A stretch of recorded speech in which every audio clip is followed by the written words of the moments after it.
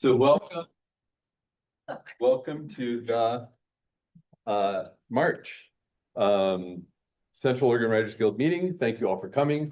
We have Kristin Dorsey with us tonight. Many of you know Kristin from previous. She was once the vice president of the Central Oregon Writers Guild. Yeah. And a dear friend of mine and a wonderful teacher, and we're going to have all kinds of fun. So first, I'm going to go through our website, kind of talk about what's going on. Then I'm going to ask y'all if anybody has any great announcements, so think about that now. And then we have a featured reader, and then we'll get to Kristin. So on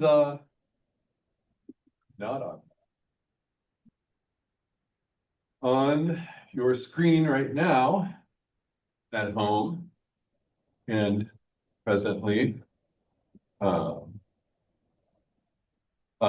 is the Central Oregon Writers Guild website landing page, and it has on the left side all the Central Oregon Writers events that we have for the coming year. There's Kristin's beautiful face. Next month we have Anthony Rosso is going to talk about character. Anthony is also doing a workshop on Saturday, April 18th for character. So sign up for that. Anthony is also an instructor here, has an MFA from, I think, Mankato University in Minnesota, is a writer, is a teacher. I think he runs the Creative Writing Club here, is a faculty advisor for the Creative Writing Club here. I've been in writing groups with him, as I have with Kristin. In fact, Kristin and Anthony and I were in a writing group at one point together. So that'll be good. Eileen Sather is going to talk to us in May. Eileen is actually, Eileen and Anthony are married. Eileen is also an instructor here. And she's going to talk about inciting incidents. June, Christopher Haslett, also another instructor here, is going to talk about AI. And I went out to breakfast with Christopher the other day, and he was having conversations with his phone. So he knows what he's talking about as far as AI. And the phone was talking back.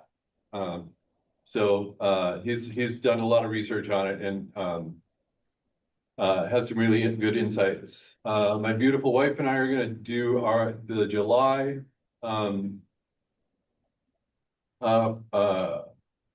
presentation and workshop. We're going to talk about revision, rewriting, editing, all that sort of stuff. And that workshop is going to be July 18th. Our beautiful Denise Hughes is going to talk to us about screenwriting in August.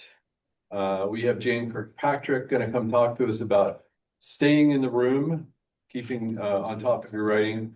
Leva Moss, one of our board members, is going to talk to us about marketing and publishing. And she's going to also do a workshop in October. Catherine Snyder, who is also a board member and a colleague of mine at OSU, another great writing instructor, is going to talk to us about creative nonfiction, the idea of how truthful you have to be in your creative nonfiction. And then, of course, in December, we'll have our holiday potluck and member reading. On the right side of the website, we have listed all the events that we know of that are going on in Central Oregon. So the top part is quiet writing. There is all kinds of quiet writing. Tuesdays here at the library. Paul and I were there this morning, writing away. Carol was there. Yeah. Library here in COCC's library, which is right somewhere over there, right? Yeah, over there. Okay. Second floor, nice quiet little place. We chat for a little bit, and then we do some writing, and then we go on with our lives. Redmond Library and Sisters Library have those too. Open Art Center has them as well. I have not been to those yet. Wednesday nights are busy for me at this point, but I'm going to try and get to those. And then Paulina Springs, if you're out in Sisters, does every other Monday thing, and their schedule changes. So take a look at, there's a link to their schedule here. So here's tonight, March 10th, Kristin Dorsey. Krina's got one of her poetry play shops. She does this the second Wednesday of every month. That's tomorrow night. Danny Nichols is teaching a class here at COCC on food writing. Open Arts Center just started doing a teen open mic on that third Thursday, and then there's a third Thursday at the Commons, a third Thursday spoken word in Redmond. So if you want to get out, if you want to share your work, it's a great opportunity. It's terrifying, but the more you do it, the better. But if you don't want to share, you can always go and listen. People appreciate the support. And eventually you'll get to the point where you go, I'm just going to do this. So author readings at various places, Blank Pages Writing Salon, that's Irene and I, every third Saturday, that's a Zoom in thing. We provide a little prompt. We read, we laugh, we have fun. It's great.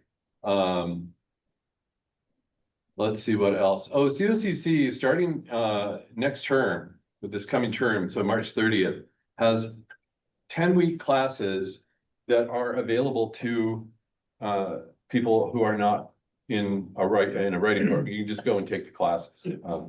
And so they've got travel writing, they have nonfiction in Pineville, they have intro to fiction in Redmond, and a survey of British literature in Pineville, which will be super fun because my wife's teaching it. But you have to drive to Pineville for that. April, more events, author readings, Roundhouse at Pine Meadow Ranch. Has anybody ever been out there? Pretty cool. They have people coming to do residencies there. And you can go and talk to the people who are doing the residencies. One of whom is Pam Houston. Anybody familiar with Pam Houston? Great writer. She's been here in Bend. She's a really good teacher, but these are all writers, and you can just go out and kind of hang out with them and let their writerness wash over you. Raging Writers is Irene and Vim do this. Prompts, discussion of mostly poetry, but prose as well. And then afterwards they do a spoken word thing. So that's a really good place to practice. I mentioned Anthony, and Danny's doing a publishing with Substack at the end of April. The reason I went all the way down here is I just talked to Michael Stephen Gregory, who oversaw the first annual Central Oregon Writers Conference last year, and they're going to do it again, and it's going to be September 18th to 20th. He just emailed me this afternoon, and he's going to get me a link to that website for registration. Looks like it's going to be, I think, for the weekend, it'll be $4.95 early bird registration, not 25 off that, and then he's going to give us COWG a discount as well, so we might get that down closer to 400, which is definitely worthwhile based on what happened last year. And then Irene and I and Ellen Santasero do this 10-month writing program starting in September. If you're interested in that, come talk to me. That is that. All right, does anyone have any exciting news that they want to share? Billy, do you have anything you'd like to share? Yes. Okay, so I'll just do it from here. So I'm starting a writer's workshop. The first meeting is gonna be on April 6th. And it's gonna be held at Cafe Deschutes in Bend. So yeah, every first Monday, it'll be like 2 hours from 6 p.m. to 8 p.m. And kind of the way the format's gonna work is just like introductions at the beginning. And then we'll do like some prompt writing. I'll just bring a couple prompts, or you can work on whatever you want and just write with other people. Or you can edit stuff that you brought from home. And then the rest of the like hour and a half, you're just gonna get in groups of like 2 to 3 and share your writing with somebody else and give each other, feedback. And yeah, it'll just be like a good little way to get involved in the writing community and then get some exposure and, get some other eyes on your writing. And then you can form, smaller critique groups out of it if you want. But yeah, for now, it's just going to be a month-to-month thing. I'm going to hand out this. And if you want to get more information, there's like a Google form. You can just scan the QR code and then, yeah. And then I'll send out emails with like updates and stuff. And I'll put that link in the chat here in just a minute. Thank you. So Billy is Billy has an MFA from, is it Glasgow? Yeah, University of Glasgow. University of Glasgow. So if you come, you have to wear a kilt or. Yes. Yeah, come with your best Scottish accent. I'm still working on mine. Or just a bottle of scotch. Yes, also that is welcome. So, but this is, I think this is a great thing. This is how Irene and I got started, doing our workshops and stuff, was exactly something like this. And in fact, it was 20 feet away from Cafe de Chutes at the Oh, workhouse. So Carrie Brown is a great supporter of the writing communities, and she's offering that space at Cafe de Chutes in the evening. So definitely a thing to do, and I'll keep us posted on that. What time is this meeting? From 6 to 8, and then on the QR code, it'll have all the information on there for the next event. Yeah, 6 to 8 p.m. Monday nights, the first Monday of the month is what we're planning on doing. So April 6th is the first meeting. And speaking of critique groups, if you were part of any of our critique group stuff that Maureen put together, she's still working on that. I'm seeing that groups are getting formed and there's a movement in that. So if it's something that you're interested in, you can go to our website here where it says critique groups, and just email critique groups, COWG critique groups at gmail.com, and say, I'm interested in a critique group, and Maureen will get you in the mix there. Okay. Any other amazing news? Did anybody write this week? Good. Rejections now too? Did you want to talk about? Well, I got an email of acknowledgement of receipt of the work and then nothing, so I'm gonna call that a rejection. No, But I that's not a submitted. rejection.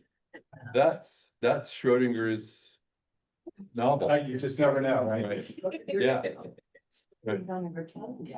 Yeah. Even got it, so that's. The first time I didn't get anything, so yeah, maybe this is forward progress. This is it. So next week they're gonna go, could we see the whole manuscript? It's flash fiction, so they got the whole. Okay. Then next week they'll go, you're published, right? Just gonna say, I did attend Carrie Walker's, our speaker from last month, and I did attend her workshop. She did it phenomenal. She did. Yeah. Did you submit a love story? It is in its 10th or 11th revision. Good, So I've been, good. just had some other eyes on it. I had to do my own, the editing, copy, line editing, all of that, and then finally had enough nerve to put some other eyes on it. And just did another revision about an hour and a half ago. Good. Mine's still in its first draft. It's waiting for school this term to get over with before I can get back to it. Understand. All right. Anybody else? Did anybody submit anything this week? Yeah, good. That's how you get stuff published, by the way. Is send it out. Okay. I'm gonna stop this share and I'm gonna have Mary Krakow, our featured reader coordinator, come up here and introduce our featured reader. By the way, anybody who comes up here, wires, careful, don't trip, don't hurt yourself. Okay. Including me, especially. Okay. Good evening. I'm Mary. I'm the featured reader coordinator, and I'm hoping that Joel is here. Oh, good. So each month we have one of our members come up and read something they've written. Nice supportive group to read to, and so be kind. No. All right. So let me introduce Joel. Joel Velasquez Soto is a Mexican-American writer whose work explores memory, identity, and the struggles of daily life. His poetry and essays draw from personal experience, family history, and culture to examine what it means to grow, change, and understand where we come from. He writes the newsletter, Letters to the Arena. Please welcome Joel Velasquez Soto.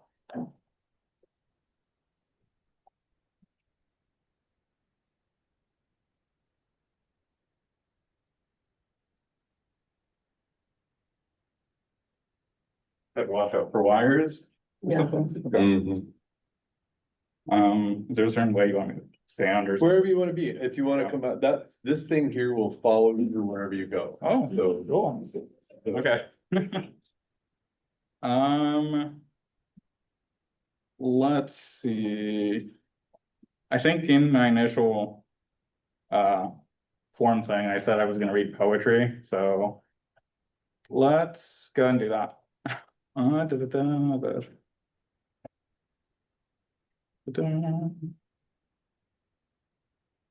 Okay, so this packet is a packet I submitted to the Lily Ruth Fellowship application. It is, I'll read like 2 or 3 poems from it, and then yeah.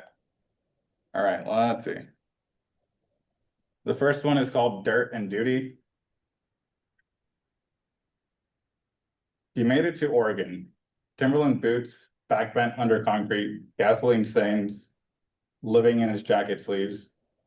A trucker hat creased at the brim, and his hands, brown, cracked, calloused, learned how to build what he'd never live in. One day, he came home with a new trucker hat. Wilbert, stitched in white, not wheelbed. He laughed from mistrust, ay way, and he set it on his head. The next one is called The 10 Seasons. She looks in the mirror, half her mouth won't follow. The town once said she was the prettiest in it.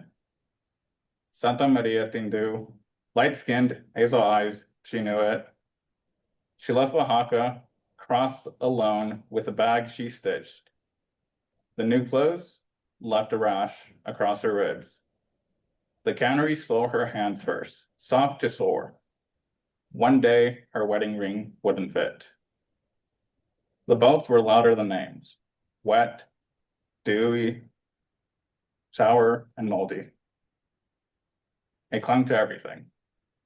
Clothes you couldn't wear home, her Skechers by the door.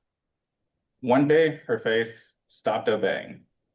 She says it's fine, but when she smiles, only one side rises. And then, let's see. This one is called Highway 466. After work tour, still high from the pit, I drove to the crash site. Brought my old engagement ring. I hid it in my boot the day I proposed.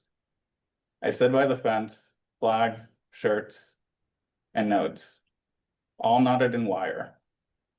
Green fields stretching out, trucks tearing past. His watch on my wrist, a replica from rubble. The box burned in my pocket. I tore at the dry summer grass, warm dirt under my nails, kept digging even when my hands hurt. I kissed the box, lowered it, covered it, lit a cigarette, gave him one. I sat with the traffic, stared at the spot, and walked away. And that's it.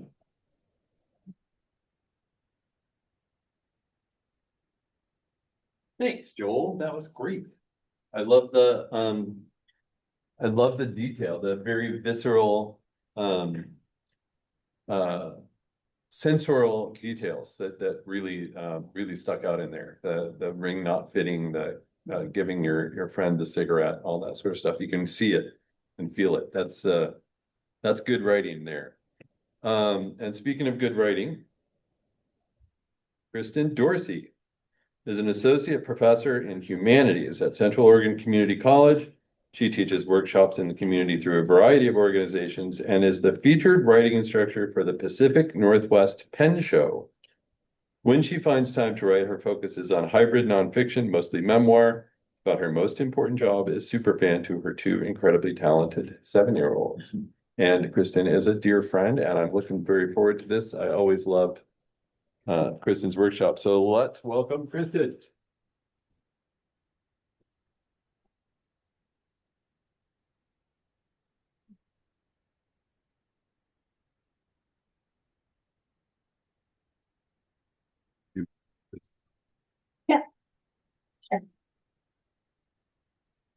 I'm pretty sure. I'm pretty sure. A little bit late because I'm not ready to share. I think it's really funny that you all showed up because, because you don't have any idea what we're doing tonight, right? Like you saw the description and you were like, I'm sorry, what? Mike I'm very lucky. First of all, I thank you so much for having me. I love coming to Central Oregon Writers Guild. It feels a little bit like coming home when I am able to be here. But one of my favorite, besides the people who I love, one of my other favorite parts about coming is that Mike just will contact me and be like, hey, do your thing. Right? And pretty much he's like, the weirder the better. And I was like, oh, great, because I got something really weird this time. So I'm especially excited tonight because the progymnosmata is one of my weird obsessions, and I am like very obsessed with this. I've been talking about it for about 10 or 11 years for reasons that I hope I can convey. But I also, one of the reasons why I think it's very interesting is because I think it's an untapped well of ideas and of potential. And so I'm going to share it with you, and hopefully you will come to think of it that way too. But I really love I'm going to call it the progym from now on because progymnosmata is really difficult to say. And so when I talk about it with my students, I just say the progym. So that's what I'm talking about when I say progym. Okay. We'll get ready. Oh, if I go too fast, please let me know. If I go too slow or elaborate too much, please let me know. If you want to interrupt with a question, go right ahead. I do this on a daily basis, so I'm very good with rolling with the punches. This is your presentation, so. Yeah, just don't speed up. From right now? Yeah. Oh, listen. Mike was like, oh, I saw your presentation. You have 2 writing exercises. And I was like, I got 4. And probably 16 slides, so. I'll try not to go faster. But I might get nervous and go faster. Why is this not working? This is not on. Hold on. So how do you say those words? Oh, ekphrasis and prosiopeia. Yeah, which is okay, that's the other thing. I love saying that word. So I was like, how can I do a presentation where I get to say prosiopeia as many times as I possibly can? Yeah, yeah. So, yeah, that's the. Prosiopeia. We'll get lots of practice. All right, so first of all, I'm going to explain what the progym is. One of the things that's really important before we even get started is to understand that this set of exercises that we're going to be talking about tonight actually come out of a culture that really, really prized orality, right? And especially the ability to give oratory performances, because pretty much everything in the Roman period, and we're going to talk about the Roman period specifically, pretty much everything in the Roman period was oratory. And so all of these skills are great writing skills, but they weren't really applied that way to begin with. They were applied as oratory skills. And so it grows out of that. So the progymnosmata, which means preliminary exercises, is an interconnected and progressive group of exercises that constituted the heart of grammatical and rhetorical learning for almost 1,500 years. Okay, so let me explain what I mean by that. What I mean by that is it was developed as early as the 5th century BCE in Greece. It went through a process of standardization during the Hellenistic era. Oh, thank you. During the Hellenistic era, the 3rd through the 1st centuries BCE. And we have 4 extant handbooks from the early period. The first one being Theon of Alexandria in the late 1st century, Hermogenes of Tarsus in the 2nd century, Aphthonius of Antioch in the late 4th century, and Nicholas of Constantinople in the late 5th century. Okay, now here's the thing that I need you to know. When I say that this was a standardized curriculum for about 1,500 years, here's what I mean by that. Every writer that you know of that wrote in Western Europe from about the birth of Christ to about the birth of Shakespeare did the same rhetorical training, the exact same curriculum.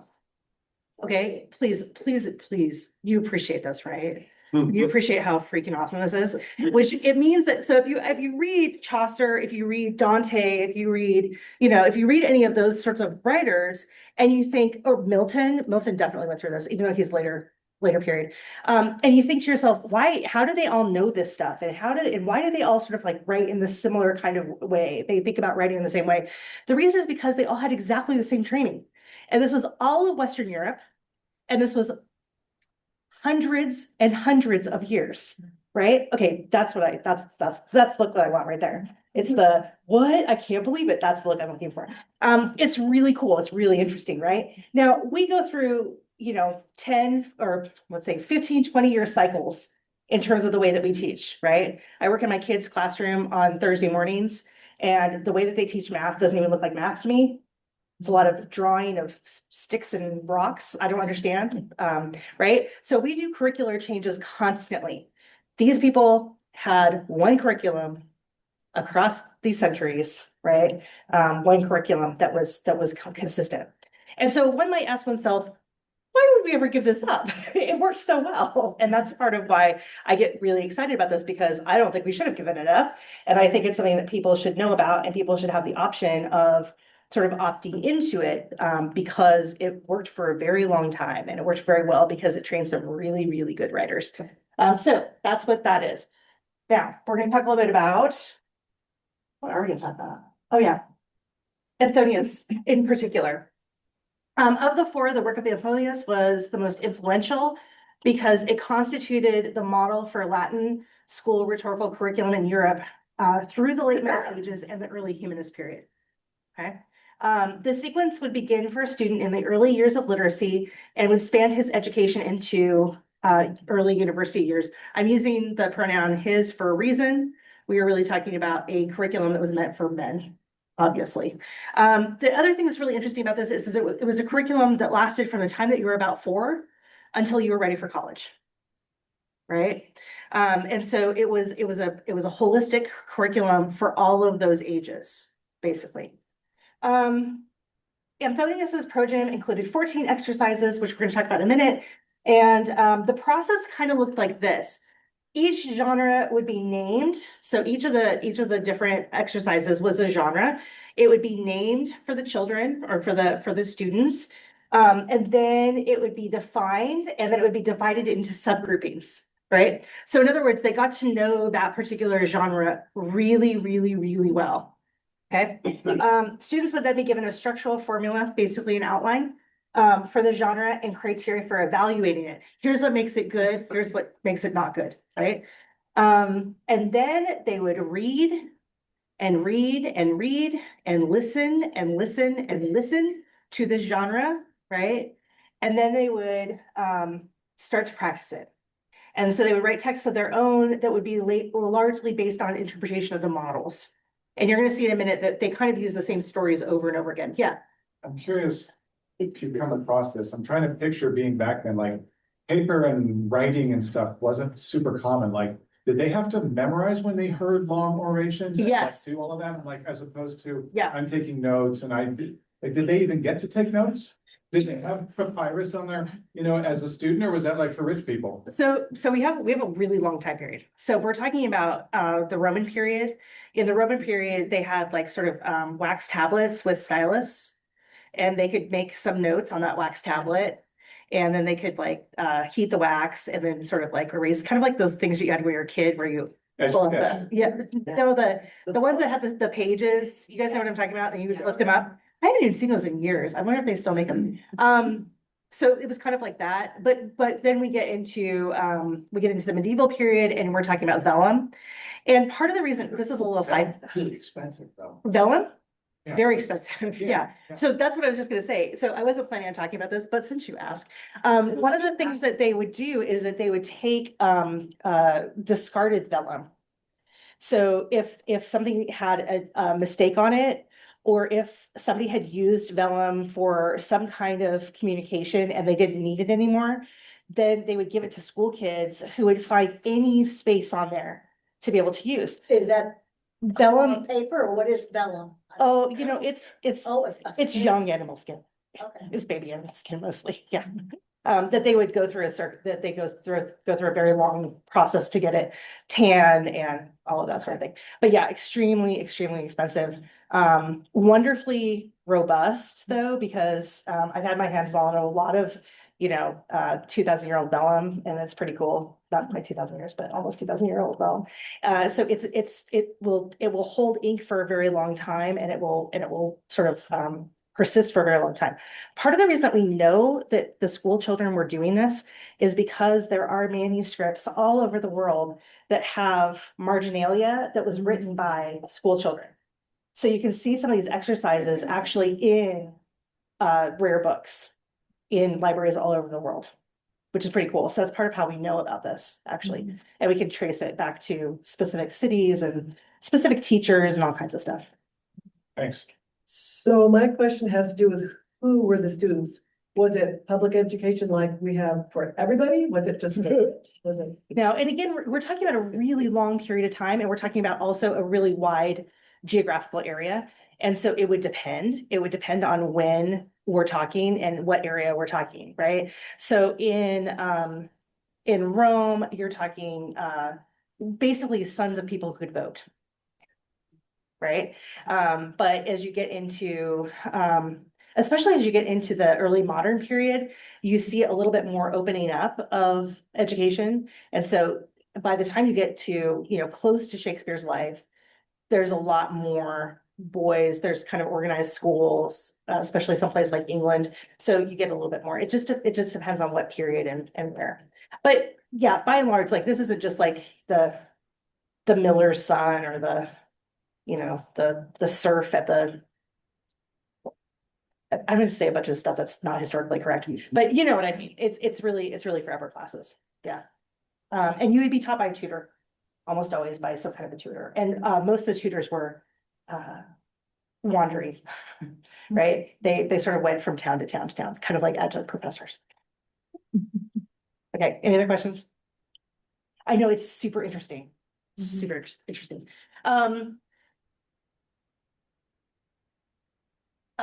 So the kids would practice, they would be in one exercise, and they could literally stay in that exercise for a year, 2 years. Wow. We're talking deep learning, people, deep learning, right? And so I'm going to show you some of the categories, and I'm going to show you sort of like the way that they stack. So these are the exercises. These are Anthemius's 14 exercises. So you would start off with fables. And so all of these children would read or have read to them or have spoken to them the fables of Aesop specifically, right? So they would hear all of Aesop, which meant that by the time they started writing their own, they could all recite almost all of Aesop themselves, right? And what they would do is that they would start to write their own fables, and they would start off by writing a version of an Aesop fable. So they might expand it.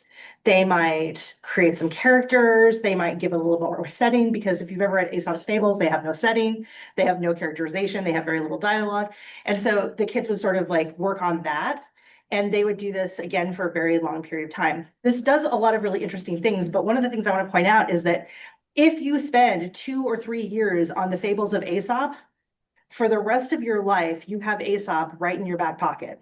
Right? And so if you want to drop an allusion to Aesop, it's going to be real easy, because you know that up and down, backwards and forwards, right? And your audience. Your audience will also know. That's true. Your audience also knows exactly what you're talking about. This is the thing that really connects these writers over this long period of time and in this geographical space, because they're all pulling from the classics, right? And so then you would move on to tale or narrative, basically, and those narratives would be stories from the Greek myths. And so we're talking stories from Hesiod and stories from Homer mostly. And so they would retell those stories. So they would retell the story of Pandora's box, and they would retell the story, those sorts of stories. And so they would spend a year on that, a year and a half on that. And that's all they would do. They would hear all the stories. They would know all the stories. They would know all the characters. And then they would write those stories over and over again. And they would perform those stories for each other and probably get some kind of critique. Bless you. Probably get some kind of critique. We don't know much about that, but probably. And then there's something called a CREA, which I don't have time to explain, but it's really cool. And so if you ever want to know about this, you can hit me up and I'll give you some examples of it. It's a formulaic, and some of these are very formulaic, like the CREA is formulaic, reputation, confirmation, commonplace. An encomium is basically a praise of someone. It's praising a particular person. Invective is the opposite. Invective is going after someone, right? Publicly going after someone, that sort of thing. And so the ones that we're going to focus on today are characterization, and here it says Ethiopia, but it's actually prosopoeia, and description, which is ekphrasis. And interestingly, these are pretty, so by the time you're getting up here, we're talking about teenagers, right? And what they're doing is they are all sort of practicing to become senators. They're practicing to become, so politicians, they're practicing to become lawyers. That's kind of where they're moving, okay? So that you can see that by the end, they're actually working in law. They're actually working on knowing the law, writing law, that sort of thing, right? So I think there's anything else. No, that's good. Okay, I'm not gonna talk a lot about this, but there are a lot of educational benefits from the program. For example, it combines structure and freedom. So you can see how there's a lot of structure because you're looking at all these models, but you can also see that after a while of doing this, you start to be able to sort of make your own choices. So it has this really nice mixture of giving a lot of structure, but also giving writers a lot of freedom. This, if you've ever taught writing, you would know that this is actually really beneficial, because one of the problems that you have as a writing teacher is that you have students who want you to give them everything. Let me make no choices. Just tell me exactly what to write and I'll do it. Or you have students who are, and they're deathly afraid of having to make any choices. Or you have students who are all about freedom, don't want any structure at all, right? So here it's nice because you've got kind of like this really nice balance. The exercises are progressive. They increase in complexity and build upon one another. These are strongly rooted in ethics. So the other thing, besides sort of like a common set of texts, the other thing that this is teaching is a common set of values, right?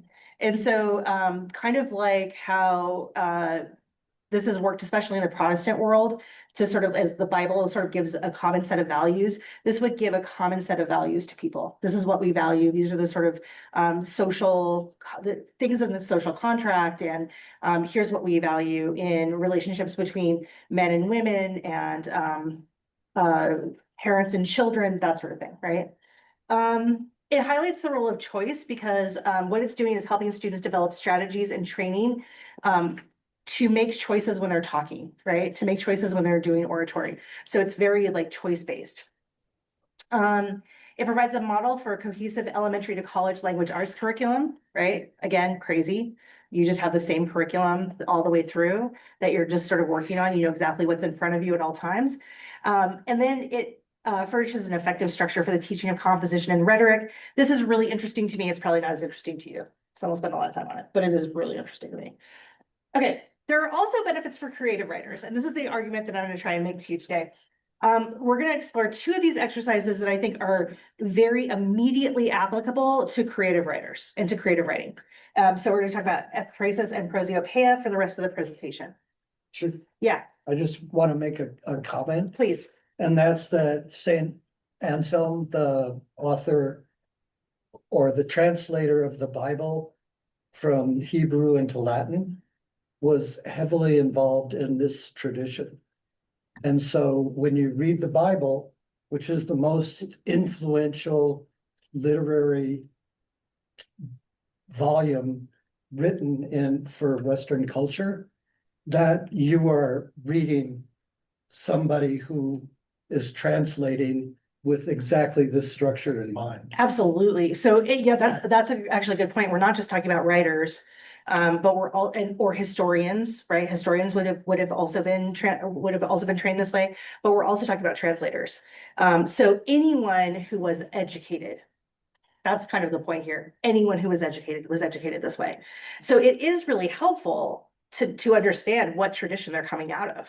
Right, and Yeah. that is the single most influential book ever written in Western culture is written out of this tradition.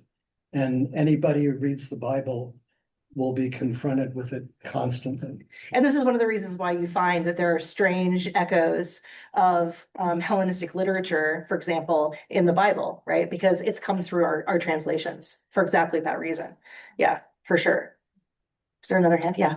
No, my question could have waited to the end, but it's getting in the way of me getting a hold of this. Oh, no, no, don't do that. Just ask. Standardization amongst this vast territory by these vast group of different people who spoke different languages. Well, but they didn't, right? Because for the majority of the time that we're talking about, they're all speaking Latin.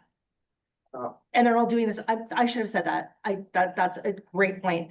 They're not speaking in their vernaculars. They're not writing in their vernaculars, right? This is all in Latin. Because we interpret laws just different from your neighbor. Yeah. Right. Yeah, no, they were at least working in the same language. So it's a great question. It's impressive. Yeah, no, that's a wonderful question. Thank you for that. So we're gonna start with talking about prosiopeia, and it comes from the Greek words to make, and then the Greek term for to make, and the Greek word for face. So literally it's about making or putting on a face, right? That's what prosiopeia means. So it's a really fun word to say. It's really hard to spell, but it means something pretty simple, which is like, basically, I'm going to imitate you. I'm going to put on a mask and I'm going to speak as you. And so it kind of takes two different forms. The first one is a speech by a person, usually literary, who is not present. It could also be a historical figure. So it could be a dead person, or it could be a person that's just not there for some reason, or it could be a person from fiction, right? And so what you would do is you would speak as that character. So for example, one of the things that's really interesting is that a lot of the boys would choose characters like Niobe or Calypso, or these tragic women of Greek literature to personify because they were really dramatic, right? Like these really dramatic things happened to them. And so it was really fun to sort of speak as them because you could speak on these really dramatic things that had happened. And so there was a lot of this interesting sort of gender bending that went on because the boys really especially liked to do these sort of like very dramatic women. So that's one, and so it's also like a dramatic monologue. So if you're familiar with the genre of the dramatic monologue, especially in poetry, like Robert Browning, that sort of thing, this is what we're talking about. The second is a speech in the voice of an inanimate object or inhuman being. Inhuman being, a not human being, an animal, for example, right? So in other words, you would take on the persona of that inanimate object, right? And you would speak as that object. Now, you might be asking yourself, what is the difference between this and personification? Personification is usually something described as, right? So if you're personifying something, you're sort of describing it as if it's a person. This is actually speaking as. So it's very specific. It's very specific to speech and not just description, but to speech. So in both examples, the writer is basically giving voice to, right? If you're gonna show that video, I need to pause this. Okay, can you do that? Yeah. We can just watch a few, just a minute or so. I just need to pause the recording because YouTube won't let me put YouTube videos. Yeah, inside my YouTube videos. Sorry. It's okay. Can you start it? It should start, I'm hoping. Should, yeah. Oh, but we don't have any sound. Yes, I'm sorry. I had to make this complicated.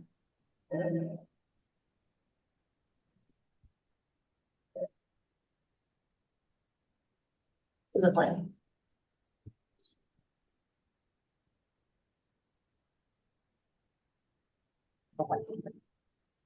I hear music.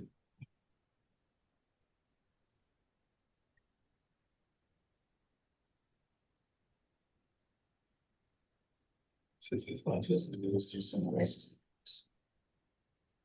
The spirit has come to the dawn of day. And was the heirs of heaven or blessed of God. And promised in such. Mostly, do you know what this is? Are you all familiar with what this is? No. This is the 2000 Hamlet with Ethan Hawke. And so what this is this is the scene where Hamlet is visited by his father's ghost. I will.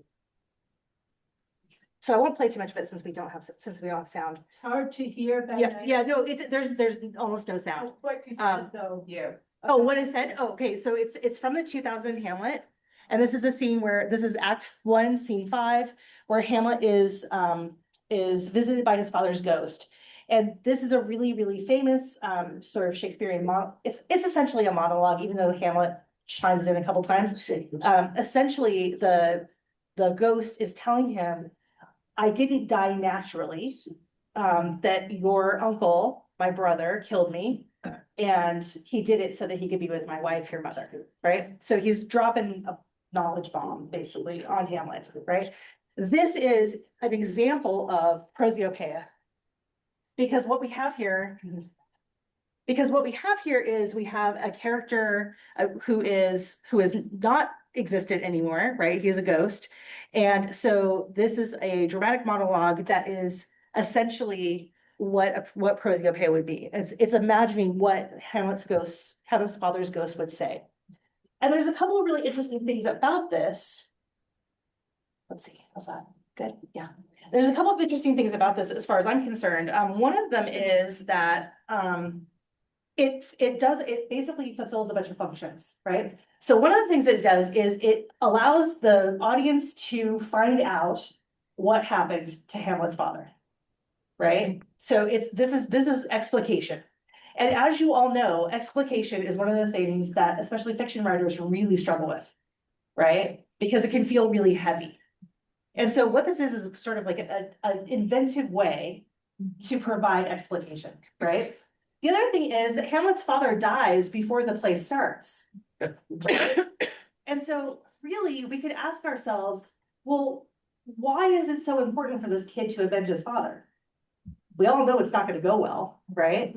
So why does he need to avenge his father? It gives reason to that, right? It also connects us to this character who doesn't exist within the world of the play, within the time of the play. But because we actually get to see him and we get to hear his perspective, we have a connection to him now, right? So the entire play is about vengeance for this character. But without this scene, we would have no connection to that character. Super interesting, right? And it also makes us understand that the king was a real person, because again, otherwise he would be just off stage. And it also makes us understand that the king and Hamlet had a relationship. Now, if you watch, as I did over the last week, if you watch multiple versions of this, the relationship between Hamlet and his father is different depending on who's playing Hamlet and depending on who's directing.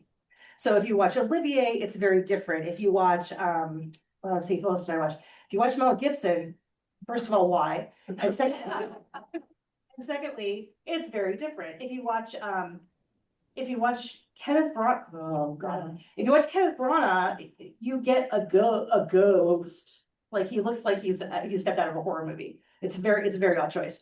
So the relationships are different, and the character of the king is slightly different depending on which version you're watching. Oh, Shakespeare. All right. Okay, stop playing and just move. There we go. Okay, so the reason that I have this picture up, yeah.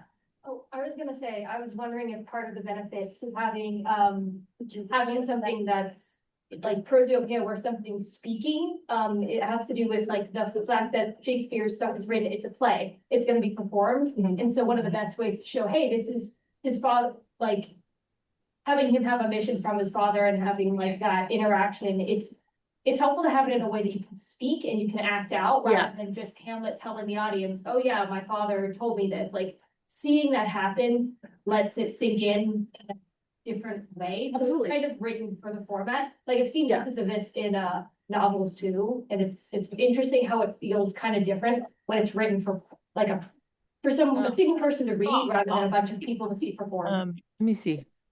It's I wanted to tell you something. it's embodiment. It's embodiment. That's what you're talking about, right? It embodies the explication. Because suddenly, like, we're not just hearing a story, which would be kind of boring, right? But it's actually embodied in this man who said, this is what happened. This is how I died. This is what happened to me. So yeah, I mean, I think you're exactly right that it works especially well for theater. And by the way, this is not the only time that Shakespeare exploits this. He does this a few times.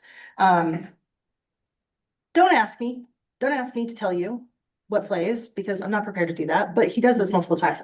All right, the reason that I have this picture up is because in Beauty and the Beast, we have personified objects, right? And so this is a picture. I couldn't get one that was just Cogsworth and Lumiere, which is what I really wanted. But the reason why I think this is also apropos is that Cogsworth and Lumiere are the ones that tell Belle the story of how the beast became a beast. So again, what are we talking about? We're talking about exploitation that's coming from, in this case, objects that are in the scene, right? So uses for fiction writers, and by the way, I'm really terrible about this. I think that this stuff is useful no matter what you write. Okay. So it says fiction writers, but this is also true for nonfiction writers. This is also true for poets. So some of the uses for fiction writers would be to explore and add depths to minor characters. So let's say, for example, that you're working on a novel and you have a minor character and that minor character feels really flat and you want to bring some sort of roundedness to them. You can actually use prosopoeia as an exercise to sort of explore that character a little bit. What would that character say? What would that character think? How does that character feel? What is the perspective of that character, right? So it's a way to sort of delve into, especially some of the less developed characters that you have. The second thing is that you can add voices or perspectives that are missing from the text. One of my favorite examples of this is in Julian Barnes' book, A History of the World in 10.5 chapters. I'm going to say that again. In Julian Barnes, because you can write it down, because I know you haven't read it and you should. Julian Barnes' History of the World in 10.5 chapters, if you can find a copy of it. The very first chapter of that book is, oh gosh, I can't give this away. It's told from a stowaway on the Ark. Okay, so there is a live thing on the Ark that's a stowaway because its species was left behind. And so the whole first chapter is a discussion of the Ark and a discussion of why they're on the Ark and who got on the Ark and who did not get on the Ark from the perspective of this particular creature. Okay. And the reason I'm being very careful is because you don't know when you start reading it, well, who the creature is or what the creature is. But it adds a voice and perspective that's missing from the text, right? And in fact, that's the whole point. The whole point is I was missing off the Ark. They didn't mean to take me, but I got on it anyway. It's genius. It lets you explicate in a surprising way, which we've already talked about. It helps you create an audience surrogate or proxy. An audience surrogate or an audience proxy is the character who's on stage who stands in for the audience, right? It's the character who's seen the action of the play in the same way that we are seeing the action of the play. So it allows you to put a character on stage or in a novel who really stands in for the audience, right? He brings us into or she brings us into the novel. It's a way to inject humor. So the example I just gave to you about the creature on the Ark, it's a very funny chapter as well. And it's also some place where you can amplify pathos, right? So if you have a character who, if you have minor characters, sometimes we don't get a whole lot of emotion out of those characters. And this is a way that you can take a character who may not be central, but you can really add some pathos. You can develop pathos, right? So those are just some ideas of how this can be useful. Yeah. Does a minor character, because of using this technique, ever become the main character? I mean, that's a really interesting question, right? My mind is going and I'm. Well, there are some kind of well-known examples of books that started off in a perspective of one character and ended up in a perspective of another. Okay. And so it could be that as you're sort of playing around with these ideas, right, you recognize that actually the perspective that I'm using is not the perspective that's the most interesting. Right. So yeah, I mean, I think it's one way to sort of play around with that idea of, you know, who really is my protagonist. Yes. And what is that? And by the way, how many times are you reading something and you're like, this protagonist is boring? This protagonist is not very interesting, right? And you read, and there's somebody else in the book and you're like, I wish I was reading the book about that guy. Yes. Right? So I do think that there's sort of a use case for that. For sure, yeah.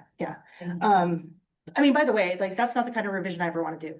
I do not want to write a novel and then rewrite it in the perspective of somebody else. I don't want to do that. But if you want to do that, I am all about it all day long. Okay, so I have 2 writing prompts for you. And I know we don't have time for both. So I'm going to show you both and then I'm going to let you choose and play around with these a little bit, okay? Okay, so the first one is that you can choose a minor character from a piece that you've been working on. If you write memoir or other nonfiction, you can pick a character outside of your focus. You also want to pick a dramatic narrative event in the story. So pick a character, pick a dramatic narrative event. Imagine that your minor character has witnessed or heard about the dramatic narrative event. Have that character speak to that event. How does the event look to that character? How does this minor character see your protagonist or main character? By the way, we'll go back to Hamlet for a minute. If you're familiar with the Tom Stoppard play, Rosencrantz and Guildenstern Are Dead, this is exactly what, God, I can't say it the way that Brits say it because it just sounds really ridiculous. I know that that's why you say his name, but I'm just going to call him Tom Stoppard and not Tom Stoppard because I can't do that. So that whole play is just that. It's just taking these these characters who are not even characters; they're barely in the play, and it makes the entire and then and then you get the whole Hamlet story through those characters, and they have a very different idea of what's going on, right, than what Hamlet does. The other way that you can do this is if you don't have a handy story in your back pocket, just take a story that everybody knows, right? So choose a minor character from a well-known story. One of Cinderella's stepsisters, the woodsman who rescued Little Red Riding Hood, one of the servants in Sleeping Beauty's castle, right? Same thing, dramatic event, look at it from that character's point of view. Okay, that's the first one. Everybody got that one? Kind of in your head a little bit? I know, this is terrible, making you think too much. Okay, here's the second one. The second one is, this time you choose a world event. And for whatever reason, the first thing, well, I won't tell you, I'll tell you after. So choose a world event. This could be current, it could be within your lifetime, it could be historical. So you choose the event. Then you want to identify an object that might be an observer of this event. So it could be something central to the event or something quite ordinary or accidentally present.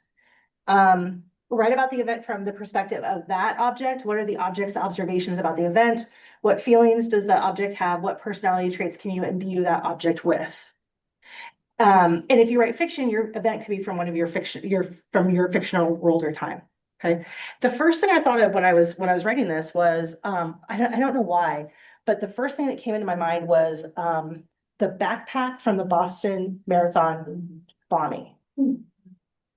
I don't know why that's the first thing that came to mind. I don't spend a lot of time thinking about the Boston Marathon bombing, but for some reason, the thing that really sticks out about that to me is the detail of the backpack, and that was the first thing I thought of. Okay, so those are my 2 prompts. This is what I have to offer you. Which one do you want up there? I'll leave one up, and then we're gonna write for a few minutes.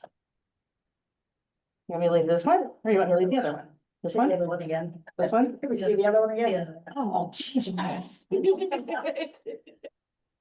This is the other one. I mean, you can write about whatever you want to, but. It's like getting glasses. But I know, right? Yeah, so there's this one. Right, better, right? If you turn one more row of lights off, it's much easier for us to be able to read. I don't think there's, against unless the you turn blue. them all off. Yeah, you can do it separately. It made it easier with, yeah, they made or it this one. easier This one? to read. Oh, okay. Oh, I actually like mood lighting better. If that works for you, it works for me. Okay, this one or the other one? This one? The other one. This one? This one? Guys, come on. Just We remember, all have to do the same. Yeah, can't we just choose one or the other? Yeah, you can choose one or the other, but I have to leave one up. Oh. Okay, let us take pictures of both. Okay. As you're working on this, do not feel like you have to dive into long pieces of prose. If you want to just make some notes, that's okay. In fact, that's a really great place to start, How many minutes? you know, five-ish. By the way, folks, these slides are on the website and when I put this recording up, I'll leave the slides on. Could you go to the other one just for a quick photo so I can reference it? You want both. Because they're good, right? That's just speaking to how good my prompts are. Thank you. Which of these Greek authors did you say was the most influential? Apollonius? Yeah, Phileas, yeah. Let's see. Do I have it?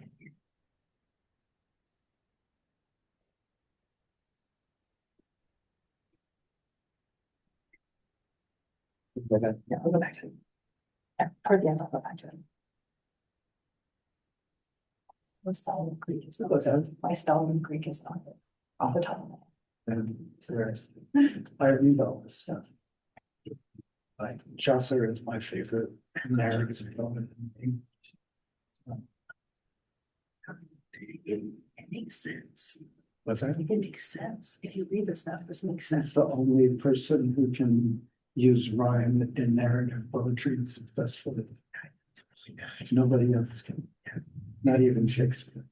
Did you know? Probably. Did you know that for hundreds of years, people thought he was a bad poet? People thought Chaucer was a Yeah. bit, they couldn't understand him. No, the problem was that terminal was spoken.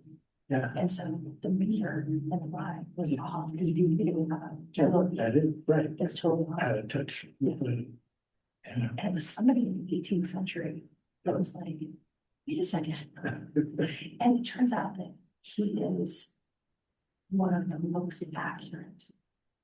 Like, his writing, his meter, are the most accurate. His meter especially is one of the most accurate of all poets of all time. Yeah, I agree. So it's just interesting that, you know, for a long time. Among other things, he was a diplomat Yeah, and he trafficked.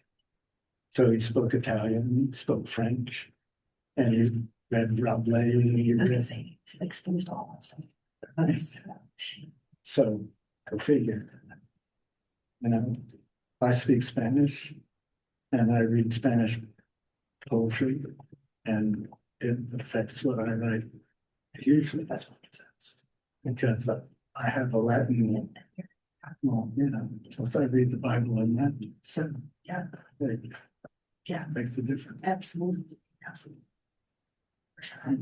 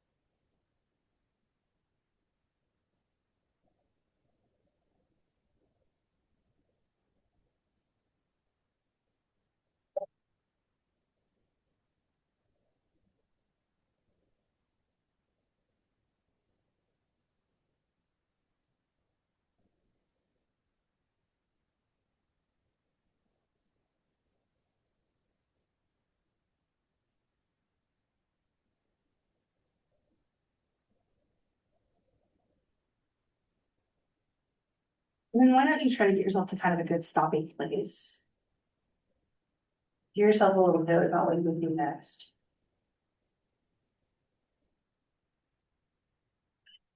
Or congratulate yourself on how clever you are. Because everybody needs that on a Tuesday.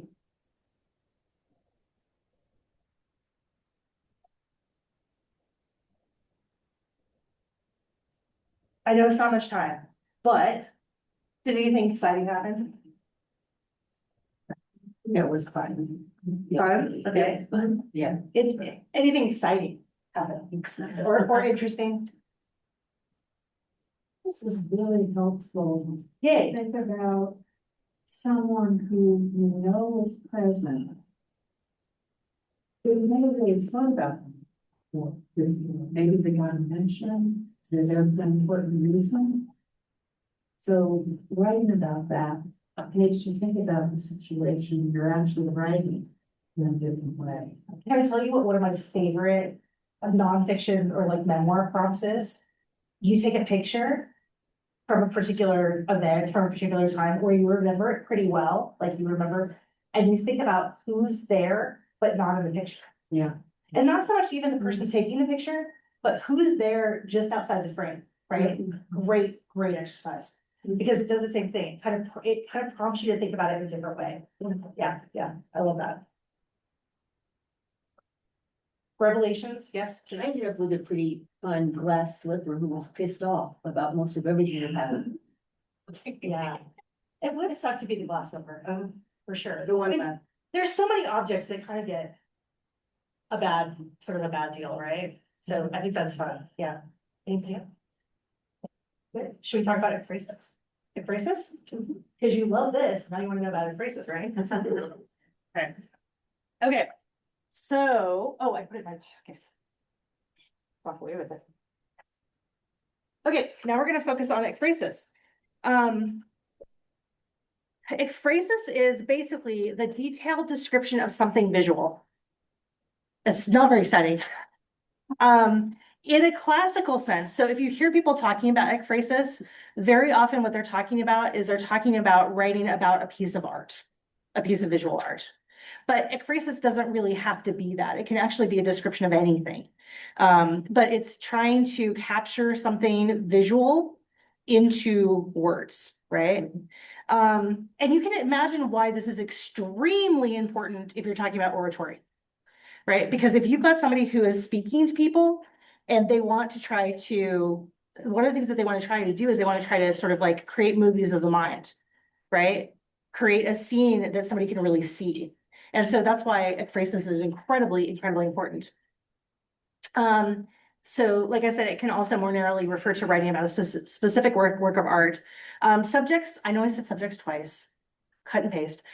Subjects may be persons, actions, times, places, animals, and growing things, right? So it can really be almost any category of thing that you're trying to describe. This is a picture, of course, of Van Gogh's Starry Night.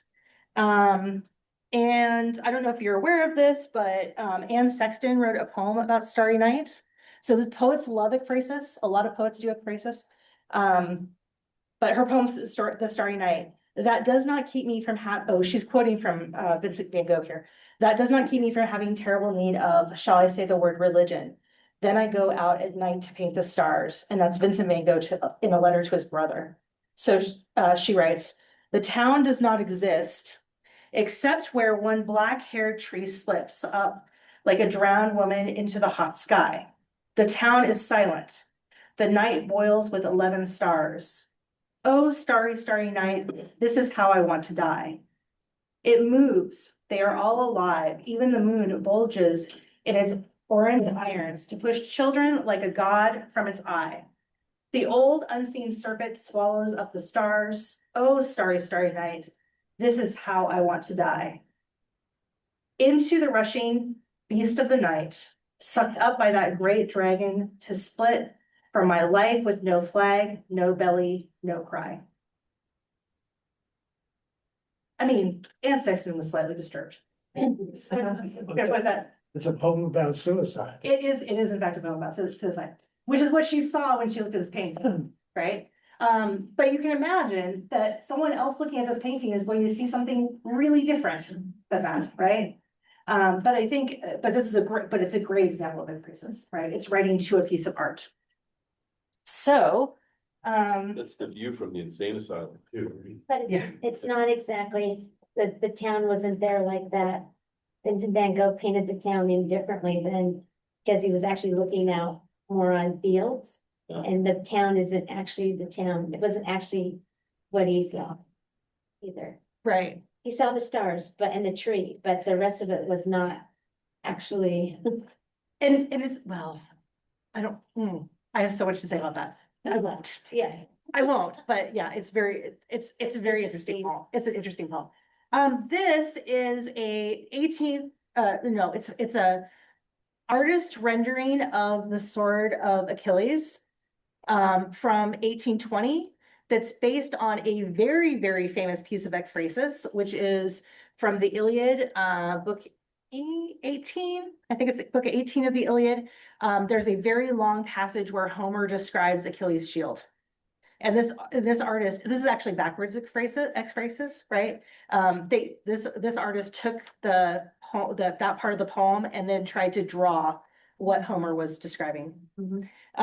There's also, if you're interested, there's also a really famous poem by W.H. Auden that's called The Shield of Achilles, that's based on the piece of ekphrasis that Homer wrote. So it is ekphrasis upon ekphrasis is what it is, basically. It's very interesting.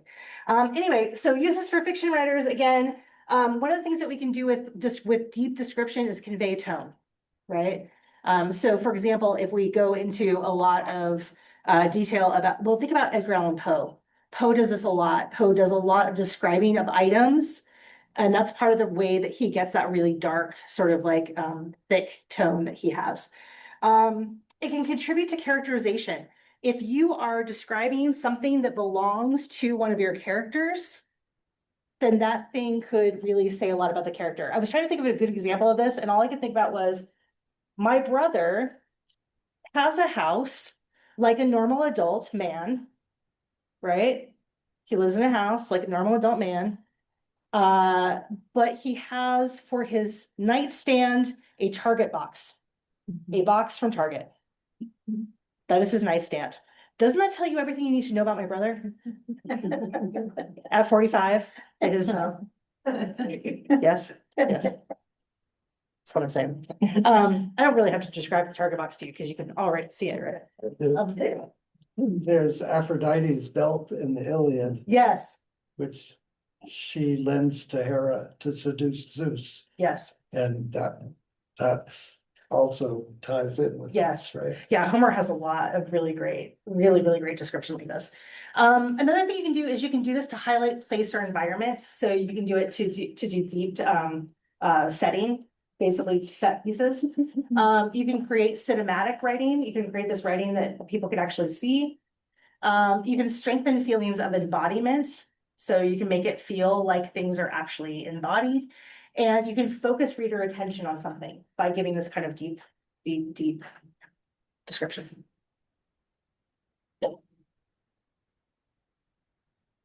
Okay, we're not going to do this one. Yeah. Because I actually wanted to get to the very final exercise that I have, but this is a really easy thing to do. You just pick a piece of art that you like, or maybe a piece of art that you don't like. Right. I always think about the furry teacup. If you know what I'm talking about, you know what I'm talking about.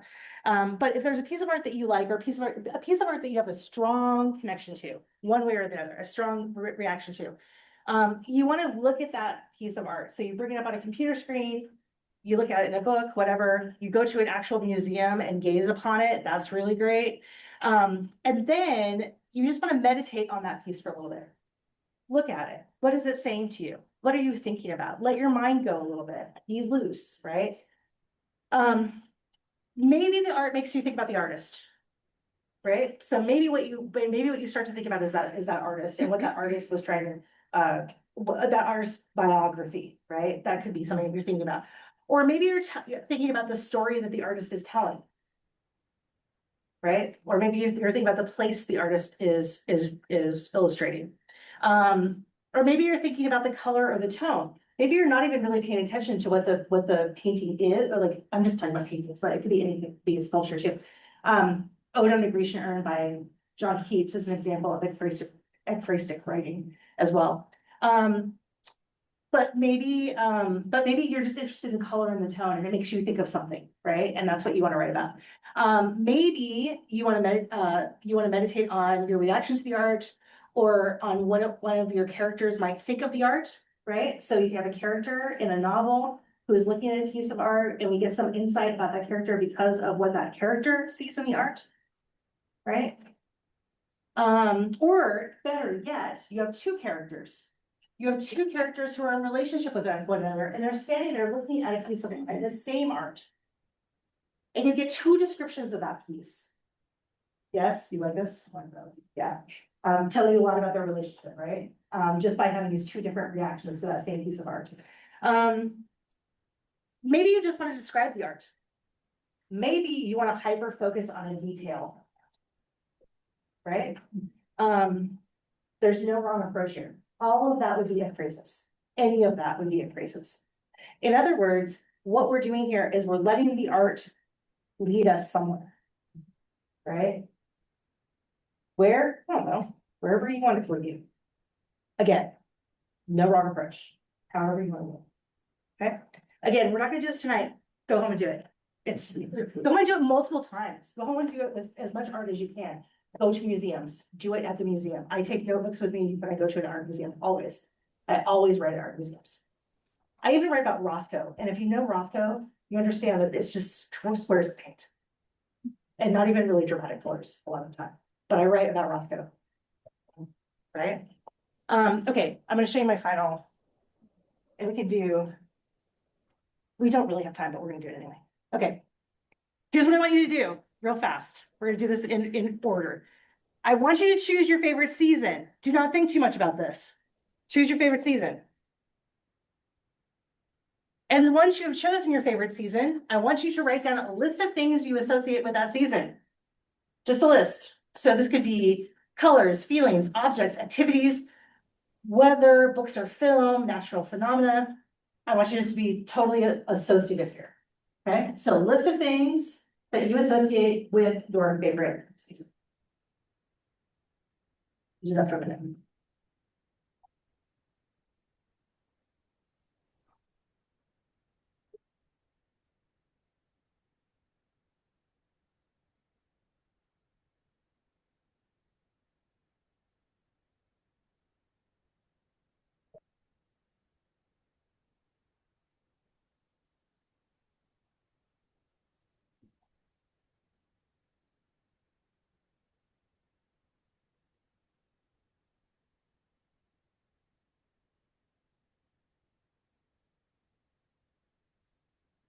Okay, everybody got at least a couple things? Good, okay. Next. Now, I want you to imagine that this season is knocking at your front door. Knock, knock. Okay. Using the principles of ekphrasis, I want you to describe the season. Okay. Season is knocking at your front door. You open the door. What do you see? What do you smell? What do you feel? Right? What do you hear? Does it take the shape of a person? If it does, what's that person's gender?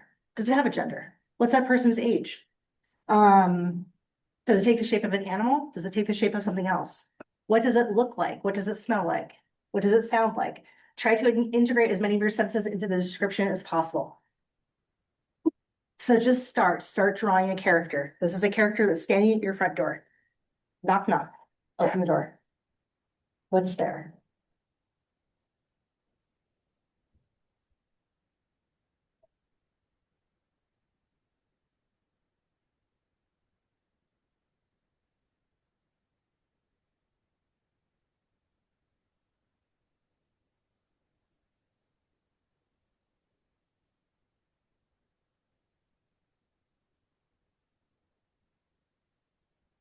And again, if it helps to do like bullet points, do that instead.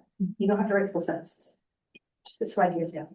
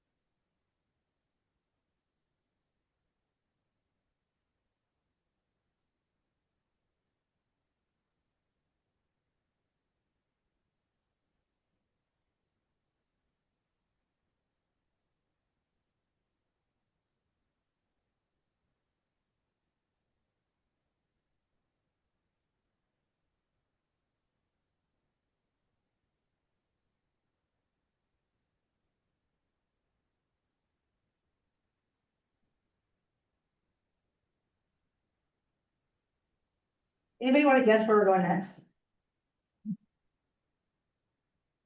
Come on, you know what we're doing next. Once you've got this description down, a little bit of description, I want you to make the season speak to you. Okay? Using the principles of prosopoeia. Assume the season has a reason for being at your front door. They're knocking for a reason. Knock, knock. Why are they there? What do they need to tell you? What do they convey? So make that character tell you what they're doing.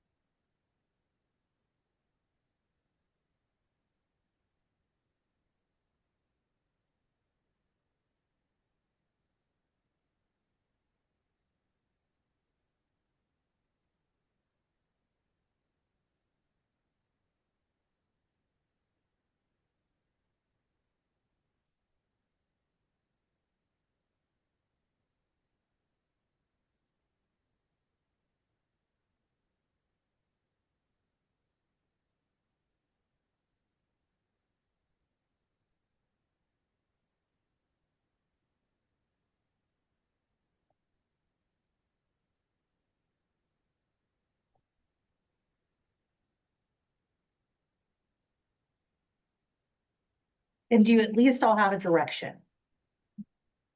You know what they're there for. Yeah, okay, then you can finish it at home. I want to just mention, if you're curious about where something like this can go, and maybe some of you are already familiar with it, it's pretty famous, but there's a Neil Gaiman short story called October in the Chair, in which all of the seasons or all of the months of the year are sitting around together having conversation, and it's wonderful. It's actually really, really, really great. But it kind of shows you where you can go with that, this sort of thing, if you're just kind of doing it as a standalone project. Reference again. It's Neil Gaiman, and it is October in the Chair. Is that a full book or is It's that a short story. short story? I was gonna say it's kind of long and short story, but it's a short story. Do you know the story? I don't. Really? Oh, you guys. Kids love Neil Gaiman, that's his favorite. Oh, it's a really, really interesting story. Neil Gaiman. Well, that's a whole other. I hesitate mentioning him, but, all right, friends. It's 7 o'clock. If you're like, that was the longest hour of my life and you want to leave, please feel free. I will not, my feelings will not be hurt. I work with college students. They do it all the time. So these are my children.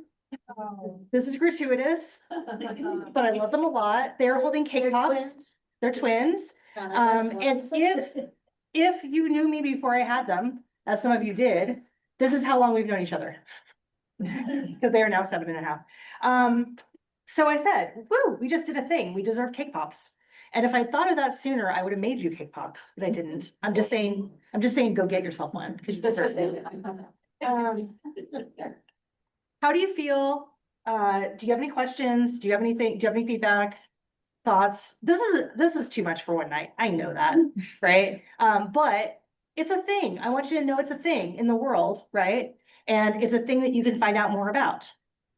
And if you like it, if it's interesting to you, then it's there for the taking, right? But it's something different, something new, right? Yeah. I was gonna say, a really great example of a book that kind of takes full advantage of these tools would be, My Name is Red by Orhan Pamuk. It won the Nobel Prize for Literature in the early 2000s. But it's basically this premise. It's kind of like a murder mystery, but you have, among many other things, like set in Istanbul in like the 1500s, but you have a lot of different avenues for like commentary and building suspense and stuff, because some of the narrator, like you start with narration from the person who's been killed, like their dead body, and then you kind of go into the killer's mind, you go in, but they won't tell you like which of the other people it is, you go into all these other minds. You can get like inanimate objects like paintings and stuff, and it's a lot of interesting characterization. And especially to be used for that purpose, so I would really recommend that. And it's interesting that you say that because once you know about these techniques, once you're aware, that all of a sudden, can you all think of a bunch of these? The Book Thief, if you've ever read The Book Thief, that's an example of prosopopeia. If you've ever, is it As I Lay Dying? Is that the one where? Yeah. Is that the one where there, Yeah. where there's different voices? Yeah. Yeah, it's all. Yeah, there, and one of them is. Jason, that One of them's guy, dead. the comic card. Yeah, what else was I thinking of also? But yeah, once you know that you've seen this before, right? And you can identify places where you've seen this happen before. So yeah, it's a great point. Thank you. Yeah. I was just thinking it must be viable. It worked for Shakespeare. This is my point. This is my point exactly. Do you know who has picked up on this? Interestingly, do you know who has picked up on this and is using it now again as curriculum? Homeschool parents. There's a bunch of homeschool curriculum out there that is based on this. And so there are critiques here, right? I mean, there are critiques of this. It's rigid, it's authoritarian. I mean, there are things that we can say about it, but again, I mean, I kind of tend to agree with you, right? Listen, if somebody could make me write like Milton, I'd be a very happy woman, right? Plus it's a set of values. Plus, That's why. yeah, yes, there are about those values there, yeah. Anybody else? Always, I am super easy to find. If you have questions, if you find something cool, if you want me to look at something, reach out because I'm around. Thank you. Thank you guys. Thank you all for coming and stick around. There's more snacks and talk with each other and Kristin, are you gonna stick around for a little bit? Yeah, go pester Kristin and check in with each other, and this is all about community here. So those of you at home, we're gonna stay here and party. And I am going to end this meeting now. I'll see. All right. What's your first name? Kristin. Then,